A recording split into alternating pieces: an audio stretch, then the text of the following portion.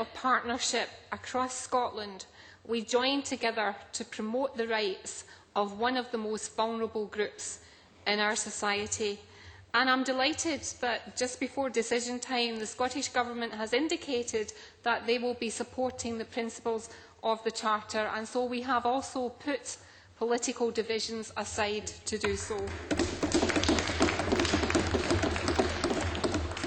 Advancing the rights of people with dementia who sometimes face extraordinary challenges and barriers in communicating their needs and wishes is, to my mind, a just cause. Too often, Deputy Presiding Officer, we have had to come into this chamber to debate and discuss a plethora of system failures in relation to the quality and provision of care. We have had to point out the stigma and indignity that sufferers have experienced. We have had to consider how, in a modern Scotland, the care delivered to our elderly citizens can fall so far short, as reports like Remember, I'm Still Me have demonstrated. And sometimes we have sadly reflected on the emptiness and the loneliness of a diagnosis of dementia, which Terry Pratchett movingly described as feeling as though he was standing on a beach alone when the tide had gone out. So today, Deputy Presiding Officer, I am proud on behalf of the cross-party group on Alzheimer's and dementia to launch a Charter for Change. A Charter that has been informed and influenced by sufferers and their carers. A Charter that says, behind this shell, even when I can't communicate with you, I am still here. Please remember that and treat me as a person. A Charter that has at the heart of it giving back people their dignity and respect, and a Charter to take dementia sufferers and their carers out of the shadows and into the light, and I think aptly named Stepping Out of the Shadows. I have been overwhelmed, Deputy Presiding Officer, by the number of MSPs giving their backing to the Charter today, and also the Scottish Government, as well as the professional and voluntary organisations who have taken the time to publish briefings and confirm their support. And while I have the privilege of speaking about the Charter in this chamber today, I am genuinely humbled by the commitment of those behind me in the gallery who have contributed to making this Charter possible. In particular, I would like to thank members of the subgroup who drafted the Charter, gave of their time, their expertise, their professionalism, above and beyond the call of duty, including Alzheimer's Scotland, the Office of the Scottish Human Rights Commissioner and Crossreach Scotland. I also appreciate the work of all members of the cross-party group, the Mental Welfare Commission, the Care Commission, the Royal Colleges and my fellow MSPs who acted in an advisory capacity and commented on aspects of the Charter from initial idea through to the final draft. We owe you all a debt of gratitude. Can I say a few words about the Charter itself? For too long, people with dementia have not had their rights respected. Can you imagine any other group in society who would be treated as they have been and just quietly accept it?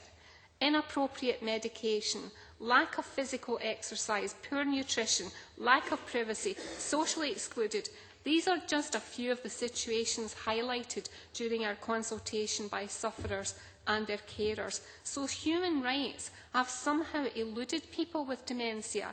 Their rights have been abused, and that is why this Charter is necessary and is underpinned by the panel approach endorsed by the United Nations. Panel P, participation. People with dementia and their carers must be able to participate in decisions which affect their lives and their care. Accountability, holding those responsible for the respect, protection and fulfilment of human rights of people with dementia. Non-discrimination and equality, dealing with discrimination and removing stigma. Perhaps most important, E for empowerment, to help them to know their rights and to also know that they will be supported in claiming them. And legality, respecting rights in law. But it is one thing to put together a charter we now have a duty and a responsibility to make it work, to audit it, to monitor it, to make it enforceable. And these were points particularly raised by the Royal College of Psychiatrists. So, Presiding Officer, today is not the end of the process, but the beginning. Now that we have the Charter, we have to take it out there to the people. I would like to see a copy of the Charter in every GP surgery, in every carers forum, every residential care home, community library, Citizens Advice Bureau and members of the Scottish Parliament surgeries. And I look forward to knowing that social workers will know the Charter inside out so that they, as well as all of us, can assist in upholding these rights for people with dementia and their carers. And I want to see people across Scotland actively promoting these rights, for it is only when we will see that culture change that we will then confine reports like Older and Wiser and Remember I'm Still Me to the dustbin of history. To this end, I am delighted that Alzheimer's Scotland intend to produce an explanatory leaflet which will provide detailed examples of how people can and should interpret their rights.